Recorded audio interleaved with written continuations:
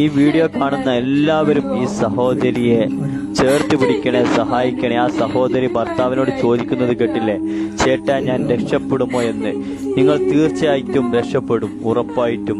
എല്ലാവരും നിങ്ങളെ ചേർത്ത് പിടിക്കും, സഹായിക്കും. ഈ വീഡിയോ കാണുന്ന എല്ലാവരും ഒന്ന് വീഡിയോ ഷെയർ ചെയ്യണേ, സഹായിക്കണേ. എനിക്ക് ചെറിയ കുട്ടിയാണുള്ളത്, അവരിപ്പം ജീവിച്ചിട്ട് എനിക്ക് കൊതി തീർന്നിട്ടില്ല. എല്ലാവരും ഞങ്ങളെ സഹായിക്കണം. എനിക്ക് വേദനിച്ചിട്ട് ഉറങ്ങാൻ പറ്റുന്നില്ല. കഴുത്തിൽ കൂടിയാണ് ഡയാലിസിസ് ചെയ്യണത്. ഒരു മനുഷ്യനും സഹിക്കാൻ കഴിയാത്ത, കണ്ടു നിൽക്കാൻ കഴിയാത്തൊരു കാഴ്ചയാണ് 25 വയസ്സുള്ള ശരണ്യ എന്ന് പറയുന്ന ഒരു സഹോദരി തന്റെ കുഞ്ഞിന്റെ കൂടെ ജീവിക്കാൻ, തന്റെ ഭർത്താവിന്റെ കൂടെ ജീവിക്കാനുള്ള ഒരു ആഗ്രഹം പറഞ്ഞിട്ട് ജീവിതം തുടങ്ങും മുൻപ് തന്നെ മാരകമായ രോഗം ബാധിച്ചിട്ട് തനിക്ക് ജീവിക്കണമെന്ന് ഈ പൊതുസമൂഹത്തോട് കരഞ്ഞുകൊണ്ട് അഭ്യർത്ഥിക്കുന്ന ഒരു കാഴ്ചയാണ്.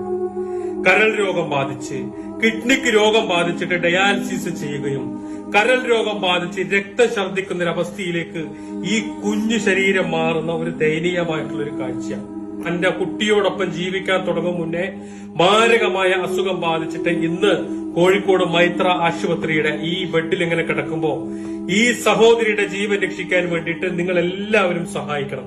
45 ലക്ഷം രൂപയാണ് കിഡ്നിയും അതുപോലെ തന്നെ കരളും മാറ്റിവെക്കാൻ വേണ്ടിയിട്ട്